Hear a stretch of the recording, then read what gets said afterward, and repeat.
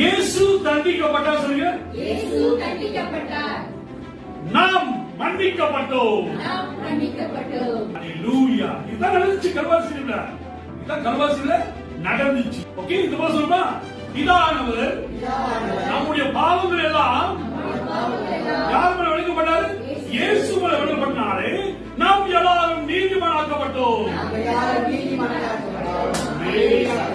இயேசு கிறிஸ்து கல்வாரி சிலுவிலே நம் பாவத்தை சுமந்த நாளை, பிதா அவரை ஒதுக்கின நாளை, பிதா அவரை பங்கெடுத்தாலே நாம் எல்லாரும் புத்திர சுவிகாரத்தை பெற்றுக் கொண்டோம்.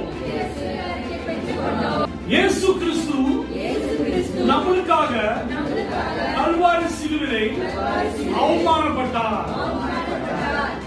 நாம் எல்லாரும் மகிமை பெற்றுக் கொண்டோம். இயேசு கிறிஸ்து காயப்பட்டார். நாம் எல்லாம் குணமானோம். புரியுதாமா? இயேசு என்ன பண்ணாங்க? நம்ம எல்லாரும் என்ன பண்ணோம்? ஆமென். இதுதான் கல்வாரி. இயேசு கிறிஸ்து நம்மளுக்காக கல்வாரி சிலுவிலே மரித்ததானார். நாம் எல்லாரும் ஐஸ்வர்யமானோம். இயேசு கிறிஸ்து கல்வாரி சிலுவிலே நம் சாபத்தை எல்லாம் எடுத்தார். நாம் எல்லாரும் ஆசீர்வாதம் பெற்றுக் கொண்டோம். இயேசு நம்மளுக்காக மரித்தார்.